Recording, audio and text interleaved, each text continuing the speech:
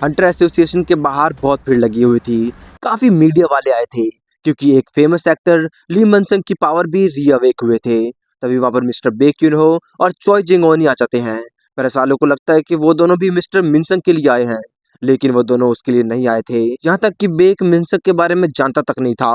पर जोंगिन कहता है कि मिनसंग ने पहले ही रीपर गिल्ड के साथ अपना कॉन्ट्रैक्ट कर लिया है, उनका अलग मैटर है। प्रेस वालों को उनके न्यूज में दिलचस्पी बिल्कुल भी नजर नहीं आती, इसलिए वो लोग वहां से चले जाते हैं। बेक जोंगिन से कहता है कि उसे पता है कि पिछला ए रैंक गेट का एस रैंक बनने में कितना तकलीफ हुआ होगा, इसलिए तुम हमें बुलाने वाले थे ना। जोंगिन समझ जाता है कि बेक क्या कहना चाहता है, इसलिए वो सीधा मुद्दे पर कहता है, तुम्हें इतने सारे एस रैंक क्यों चाहिए? क्या कोई जंग शुरू करने का इरादा है? बेक भी कहता है कि ये बात मैं तुमसे भी बोल सकता हूँ। तभी वहां पर रिपर गिल्ड का मेंबर आ जाता है और उन दोनों से पूछता है कि क्या तुम दोनों मिस्टर मिनसंग को हमसे छीनने आए हो?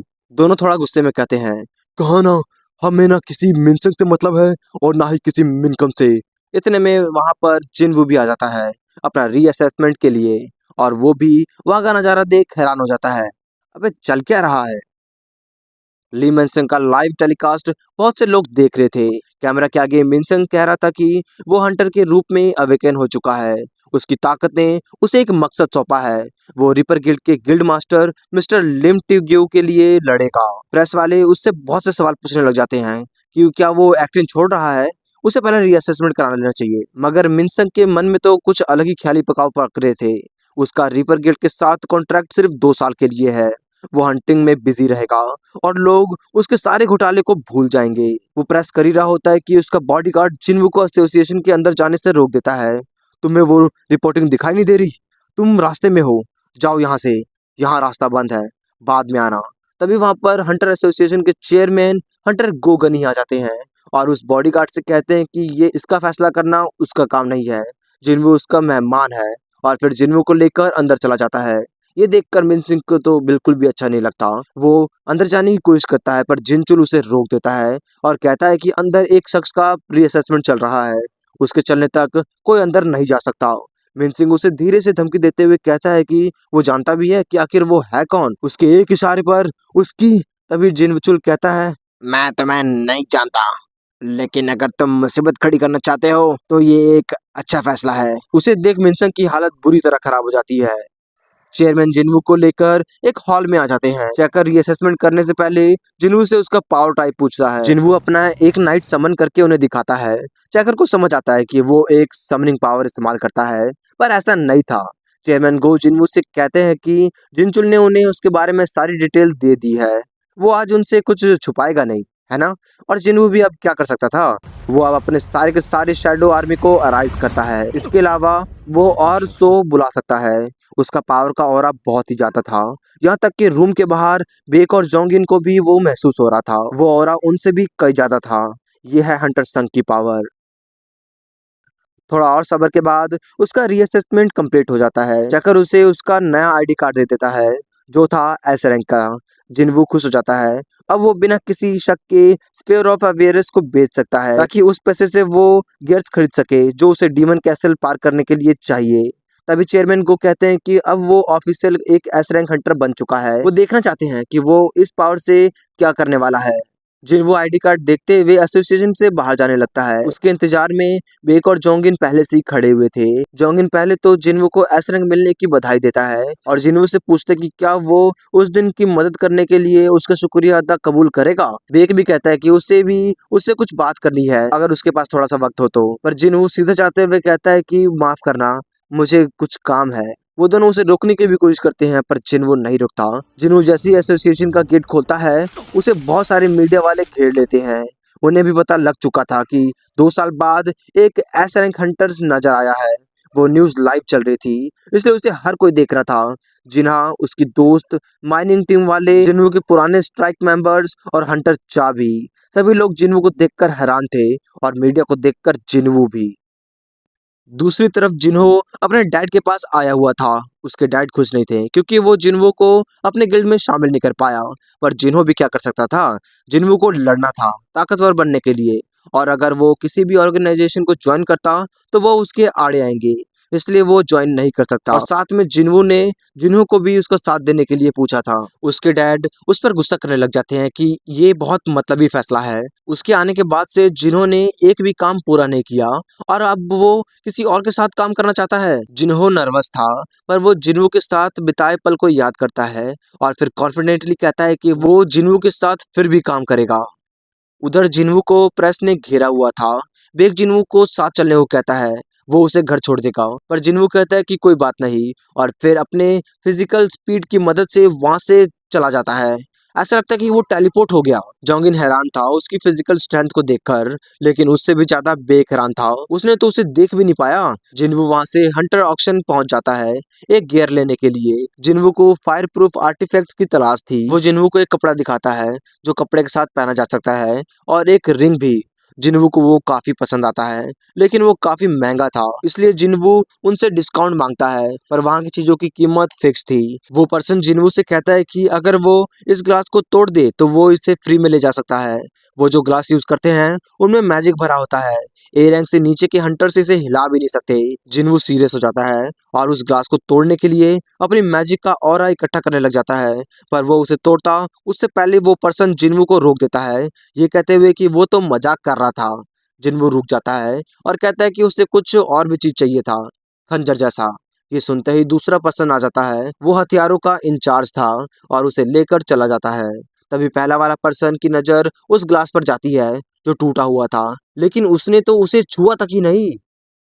दूसरा पर्सन जिन्हों को एक हथियार दिखाता है जो जिन्हों को पसंद भी आती है, लेकिन इसकी भी कीमत बहुत ही ज्यादा थी क्योंकि वो चीज कास्कॉफ वैनम के फैंग जितना मजबूत था। तभी जिन्हों अपने बैग में से आइटम निकालने की एक्टिंग कर एक डैगर को समन करके उसे दिखाता है और पूछता है कि इसकी कीमत कितनी होगी।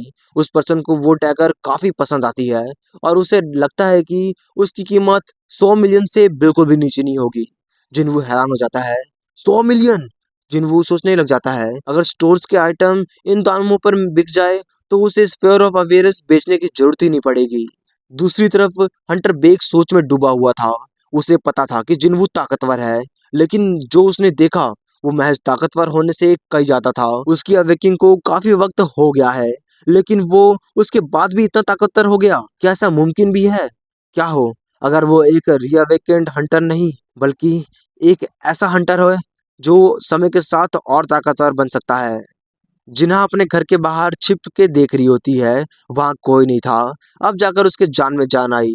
मीडिया वाले जा चुके थे, अब वो शांति से स्कूल जा सकती है। जिन्हा जिन्हों पर गुस्सा करने लग जाती है कि अगर उसे टीवी पर आना है तो उसे पहले बताना था ना, वो तमाशा करने की क्या जरूरत थी।